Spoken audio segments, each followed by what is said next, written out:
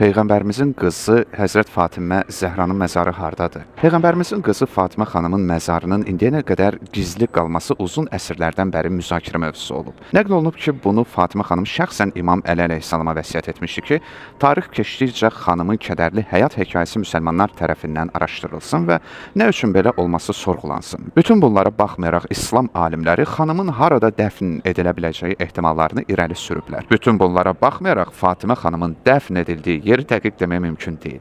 Ona görə də alimlər Həzrət Fatiməni 3 yerdə ziyarət etməyi daha üstün bilirlər. Fatimənin evində, Rövzətün Nəbidə, bir də Bəqidə. Gəlin biraz da izahlı danışaq. Fatimənin evi haradır? Şeyx Saduq, İbn İdris Hilli, İbn Tavus, Əllamə Məclisi, Seyyid Muhsin Əmin kimi alimlər bu ehtimalı daha güclü bilirlər. Onlar bir sıra nəql olunan rəvayətlərə əsaslanırlar ki, xanım burada dəfn edilib. Daha sonra Bəni Ümeyyə tərəfindən Peyğəmbər məscidi genişləndirildi və ev məscidin tərkib hissəsi oldu. Mən hər bir ehtimalın öz dəlillərini danışmayacağam. Yaxşı, axı deyirlər ki, İmam Əli əleyhissalam cənazəni çölə çıxartdı. Bəs bu ziddiyyət deyil. Deyirlər ki, bunun həqiqət yox, görüntü üçün olması da mümkündür. Hətta bu versiyada var ki, cənazə Bəqinin kənarında olan Fatimə xanımın bir evindən başqa bir evinə aparılıb. Çünki xanımın evinə edilən hücumun Bəqi tərəfdəki ev olduğunu düşünənlər də var. İkinci nəzər Rövzətün Nəbidir. Şeyx Müfid bu ehtimalı daha səhih bilir. Bu bəs bura haradır? Bura Peyğəmbərin minbəri ilə məzarı arasındakı yerdir. Həzrət bu yeri Rövzə, yəni cənnət bağçası adlandırırdı. Təbərsi, İbn Şəhraşub kimi alimlər ev və Rövzə ehtimalını həqiqətə daha yaxın olduğunu deyiblər.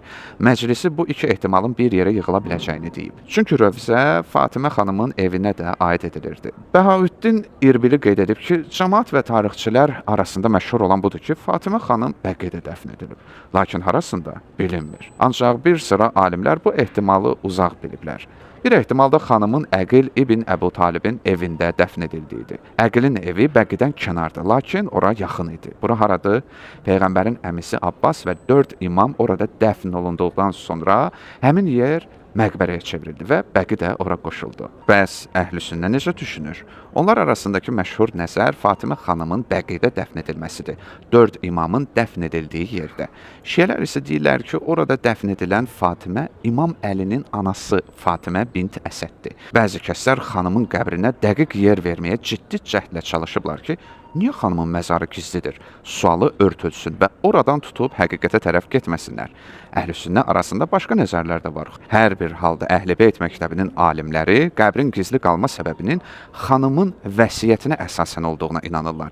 Çünki xanıma zülmlər edilmiş, əmlaki əsassız ittihamlarla müsadirə edilmiş, özünə isə zorakılıq edilmişdir.